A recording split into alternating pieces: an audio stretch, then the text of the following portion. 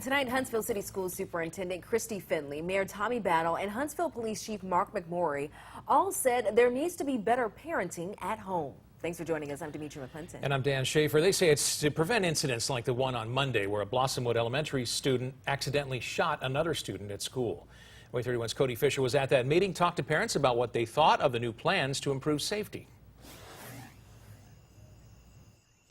Dan and Demetria, many of the parents who walk or drive across this bridge to take their children to school here at Blossomwood Elementary School are the same parents who are here at the school in the cafeteria for this meeting. And many of them just want their children to be safe when they're at school. And the parents that I talked to are pretty happy with what they heard tonight.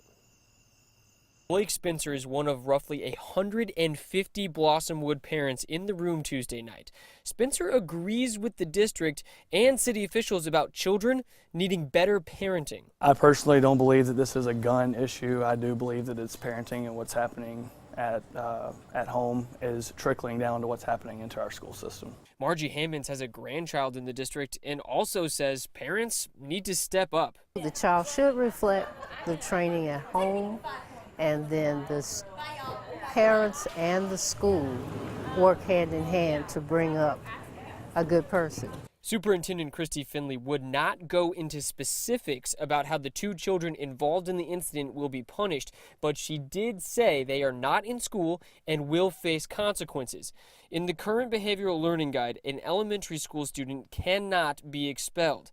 Several parents in the meeting brought up a willingness for the district to change that rule. Children have to learn there's a consequence, and that's what you're teaching them at a younger age. I believe that it should be as strict at elementary school as it is in high school. This is where they're learning, and if they know that they can get away with some things here, then it's going to trickle up until to high school and junior high. The ideas of a clear backpack policy for all students in the district and metal detectors were well received by many in the meeting, but the biggest agreement in the crowd came from improved parenting at home, which is why Spencer says the meeting was partially for show. I believe there's a little lip service involved. I think the people that are needing to be reached weren't in this meeting today. I think the parents that cared and wanted to be here were here, but the parents that the message needed to get to were sitting at home somewhere. And just a couple of extra notes about the safety policies that the district wants to put in place. According to several members of the Board of Education, a clear backpack policy would take roughly 4 months to an entire year before it would go into effect in the district. So that's a little bit farther out.